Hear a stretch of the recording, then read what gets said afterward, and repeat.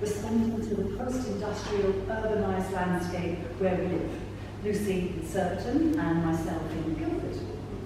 We're interested in exploring the impact of exploitation and privatisation and vested interests on the human and wildlife communities in which we live. We both live near rivers, Susie Way and Meager Hogsmill, which are struggling to survive. The impact of climate change, seemingly insatiable development and pollution, threatens the very existence of these rivers and the work they do as tributaries of the Thames. So for our performance tonight, we responded separately to the rivers that we live in by, and we brought our poems and some of the water from our rivers as a gift to each other. After we've read our poems, we will combine the water from these two rivers and pour back into the Thames here in Kingston as a gesture against the privatisation and exploitation of water, giving water freely back to the river. My poem is, I've been walking by the Hogsmill my whole life, and I've written quite a lot of poetry about it before. And as I was saying to Susie just this evening, I thought my work was done, and then I started writing this poem and realised that I was beginning a whole new cycle of work. So this is the start of something new.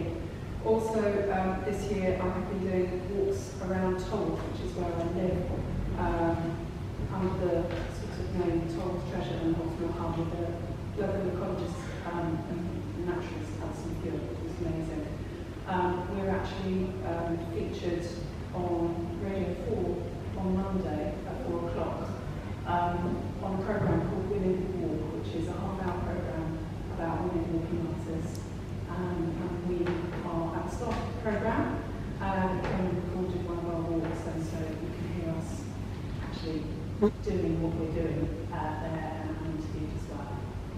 So this is about my journey.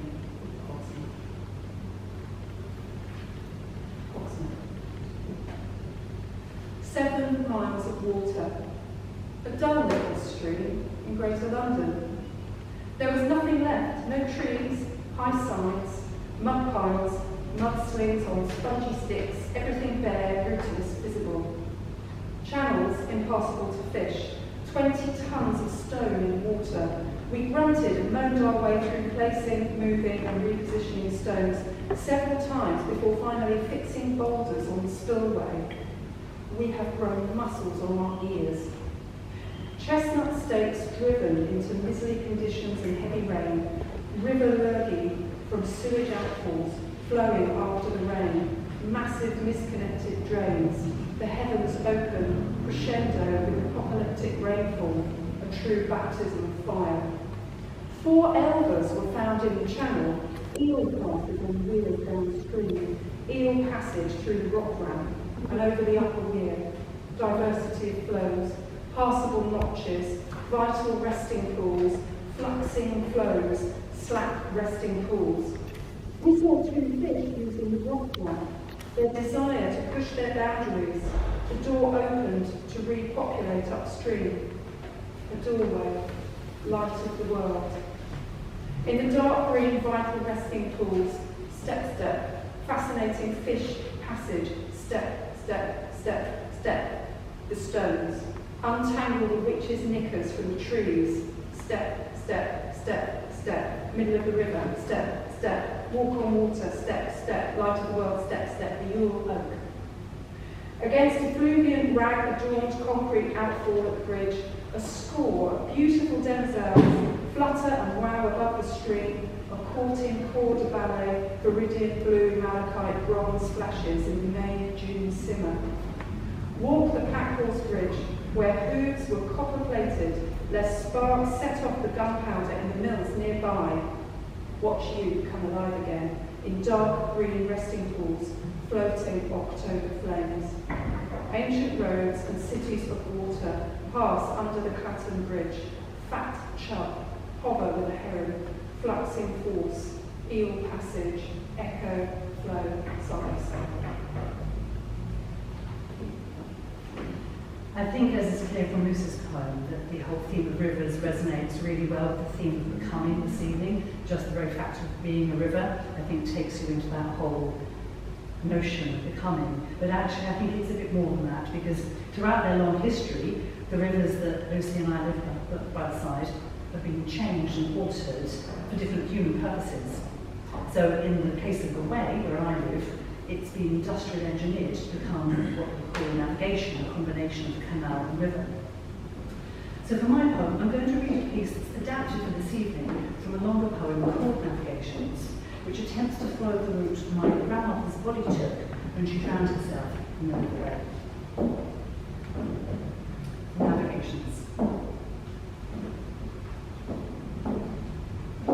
The thought of swimming here makes you shudder. Water ghosts are the unclean dead, down to the river to dissolve flesh. Unholy life leaping in the womb, they're sacrificed to the river to escape their fathers. She goes down to the river with dirty hands, whose floating hair is woven through reeds to prevent her return. Beneath the green water hoe, face downwards, her waterlogged petticoat taken for a dead swan. The river forks around this peninsula of fallen trees and exposed roots, an injured blackbird mobbed by the other birds. From the 17th century, the navigation splits off, but the debris continues beneath low hanging trees. I saw the body of a woman floating in the water, where it makes no sense. The current goes this way, but ends in 3 impassable weirs, sluices too low, too narrow for a body. Or the canal, which stagnates at lock gates. The only other waterway, a shallow ditch crossing beneath the road. Plotting a dead reckoning, we plunge through Thornycroft Wood, where the straight way is spongy underfoot, looking for water along sludgy town edges where a girl was attacked. The body could not pass this way. It makes no sense unless trespassing. How this river is blocked and disrupted. I saw the body. What mystery abandoned? You curse this town. And now a crowd comes pouring to the banks. Another one found dead because she was worried about a medical appointment. From 2 or more star observations, a navigation channel of locks, and that which rejoins itself after is a new river. Construct how waterways follow and are divided by economic and industrial markers. These lost people is a plausible story, a projection. What lies beneath the town floats up to the surface. They crowd and jostle from the sump of the dead.